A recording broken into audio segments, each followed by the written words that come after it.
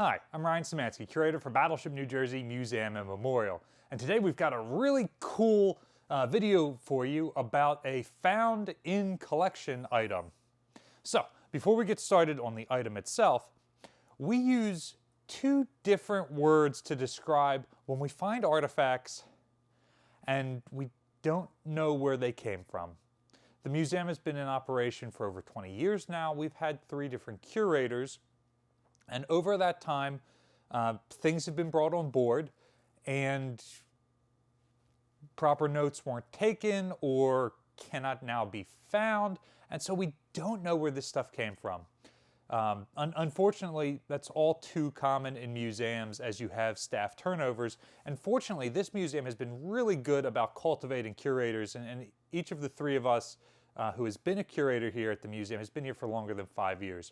Which is great because there's just so much going on with a complex system like a battleship that it takes that much time to get your feet under you.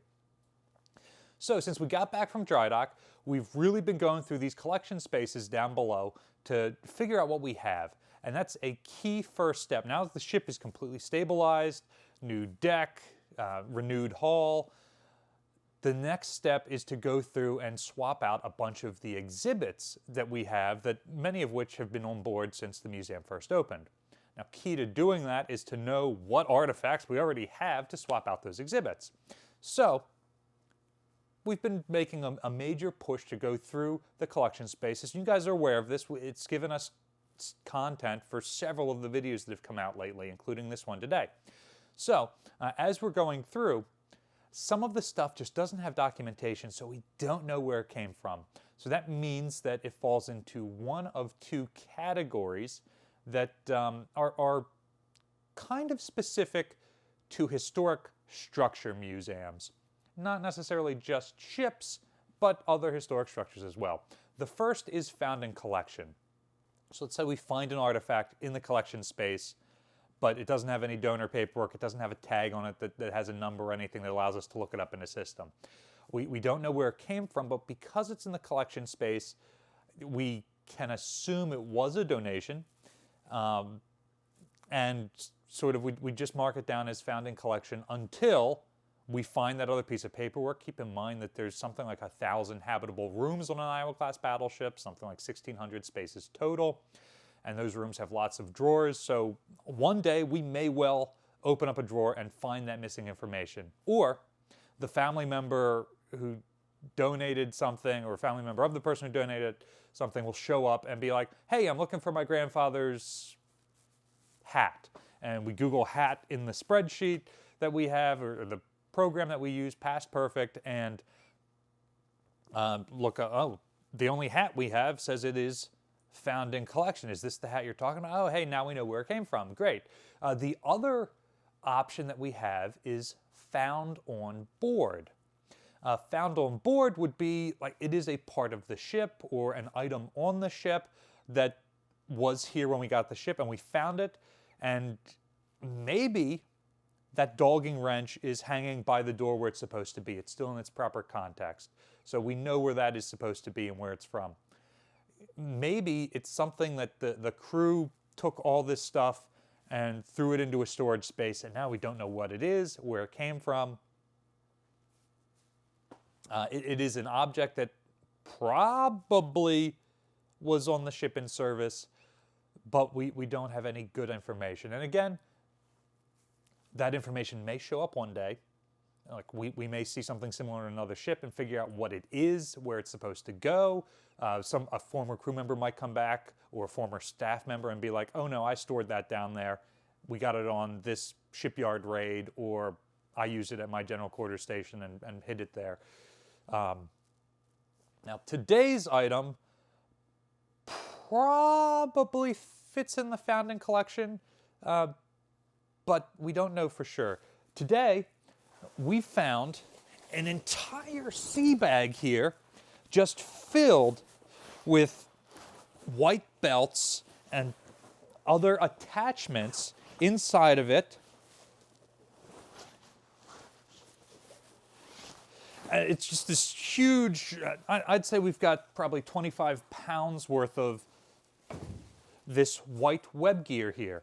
So what the heck is the white web gear for? This is some pretty standard 70s and 80s web gear that was recently donated to the museum. Notice it's got these canvas belts, about 1.5 inches wide, with grommet holes in them for attaching different gear to. And then it's got these Alice-style keeper clips on the back that hold it into place. Those sorts of grommet holes are for this, I think it's called an M1912 hanger.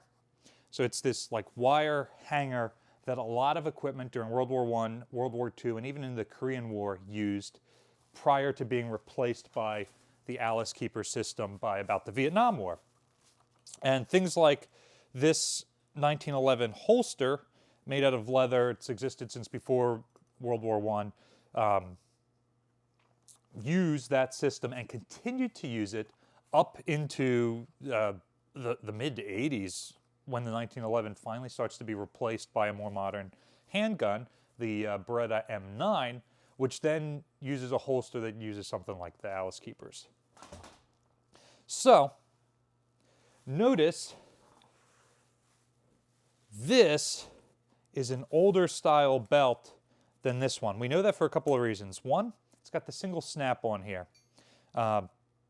Two, although most of this style belt that you see in other colors, I've seen them in tan, green, they'll have the grommets on them. This one does not. And none of the ones in this bag do. And it's got the older style buckle here. It's kind of T-shaped to slot in like that at a right angle and then rotate to lock it in place. Now that's real hard. If you're wearing it with any sort of tightness, it's real hard to get enough slack to twist that and take it off. So you'll see that this newer style has a round keeper that works in the exact same way, and it only takes about a quarter turn instead of having to turn it the whole 90 degrees, and that's latched tight. More modern styles of web gear like this have plastic buckles, and even like the Fastex style buckles that you probably have on your backpacks and things like that that we're familiar with today for the most recent versions of these belts. So we went through, and these are the different items that we were able to find. Some of them, like this weird thing, is even labeled with what it is: carrier, pistol, holster, cotton duct, white, MP. So let's put this belt together so that we can use it in a display one day. You notice that it's only adjustable on one side. This side is sewn in place. The newer style belts are adjustable on both sides. That's another difference there. So first thing is we're going to put this unlabeled pouch on there. That would be worn on the left-hand side. And you can see it's just got that keeper loop in it. That's for one of these batons. The batons are great. You can use them as a less than lethal thing if somebody's getting rowdy. You can also slam them against the ground really hard, and it makes a really resonant noise that other law enforcement personnel can really recognize that will bring other folks running. So next up, we've got this brass button right here. That is for the pistol magazine holder. This will hold a pair of 7-round magazines for the 1911 pistol. And this, again, is pretty common. This one's actually a later design. The original like M1912 version of this would have 2 separate snaps on it and a little bit broader head. This single snap comes around during World War II, if I'm not mistaken. And you'll notice it's got the male end button on the inside, so that when you slide it over, that will stay in place. Other things will slide around, but that stays in place so that it's always right here at about your 11 o'clock position where you can easily, this is assuming a right-handed shooter, so you'd be holding the handgun in your right hand. It allows you to draw the magazine with your free left hand. Now, on the opposite side, we've got these other 2 pieces. First one that's going to go on is the carrier pistol holster. Keep in mind, this does not have the grommets in it like a traditional web belt. So this is where you're getting your grommets. So that slides over. And now notice this is the last piece that we have. It is supposed to match with one of these. It's extremely superfluous. However, these holsters come in brown or black, and that just doesn't match the all-white aesthetic of the rest of the outfit.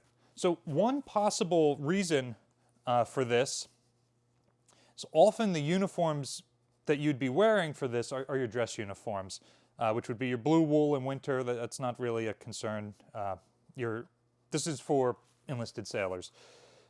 Or in the summer, you'd be wearing your dress whites. So if you're keeping this really nice and shiny, ours is not, you might be covering it with shoe polish, which means that that might be rubbing off on your leg, which then causes all sorts of problems for your uniform. So you notice that slides on like that, and now it's held in place and is protecting your leg. Now we're going to take these M1912 wire hangers and attach them to the grommets that we have here. There's a reason we go to the buckles. I'm just amazed that it takes something like 40 or 50 years, several generations of soldiers, and a literal world war, 2 literal world wars, to figure out that these wire hangers aren't the best way to attach things. This is more difficult than normal because we've got the double layer of fabric here, whereas a normal hanger you would not. But there we go. This also has the holster hanging a little bit lower than it would normally if it was attached to the belt, so you can really feel like John Wayne when you're doing it. So, what is the purpose of the all-white web gear? Obviously nowhere near as camouflaged as the khaki or green web gear that was more common. It's for shore patrol. So when ships are in port, one of the ships, possibly more than one depending on the port, when the ships are in port, at least one of the ships, possibly more than one depending on the size, would assign some of its on-duty crew to serve as shore patrol. Now this is specifically from an era when you were not wearing civilian clothes ashore. You didn't have civilian clothes on the ship. So to go on Liberty, there was an inspection to make sure you're wearing your dress uniform. So, shore patrol is wearing their dress uniforms. All the sailors are wearing their dress uniforms as well. Makes it very easy to determine who are service members and who aren't. And it's critical that service members who get drunk, behave badly, are getting arrested, are being picked up by shore patrol and not local police. You get thrown in local jail and you're under the local jurisdiction rather than the Uniform Code of Military Justice, in which case you may have to stay in jail and wait a trial and all sorts of other problematic things. And then probably face desertion charges on top of that because you missed your ship sailing. Whereas if you're picked up by shore patrol, you're taken back to the ship, you're thrown in the brig, you're given whatever summary punishment there is. And we've done some videos in the past where we've gone through and read some of the punishments that were given out and some of the reasons why folks were thrown in the brig. So these are your guys who are working as law enforcement. Why aren't they using Marines for this? Marines in many ways act as a police force on the ship. Well, not all ships have Marines assigned. The Battleship did, but many ships did not, and so they're specifically taking their sailors and doing this. So this is super cool. I've never gotten my hand on shore patrol equipment before, much less a complete set like this. It's so cool finding this in the museum's collection. And again, we don't know where it came from. The fact that it's in a whole bag, for all we know, this came from some locker on the ship that was used for storing shore patrol equipment and is the ship's original. And we don't know that for sure. It's just as likely that a surplus store going out of business donated these. We've had large collections of uniform parts, even life jackets, things like that, donated under similar circumstances. So I'm not entirely sure where this stuff came from, but having a full setup like this, the armband to designate that you're shore patrol, the belt, it means that we can put it on display now. And so this will undoubtedly be part of some future exhibit that's going to go out on the ship over the next couple of years. And it's super exciting as we go through this process and find what we have that we're able to do that. I love messing with military equipment like this. What's a cool piece of kit that you hope we find next in the collection? Let us know in the comments section down below.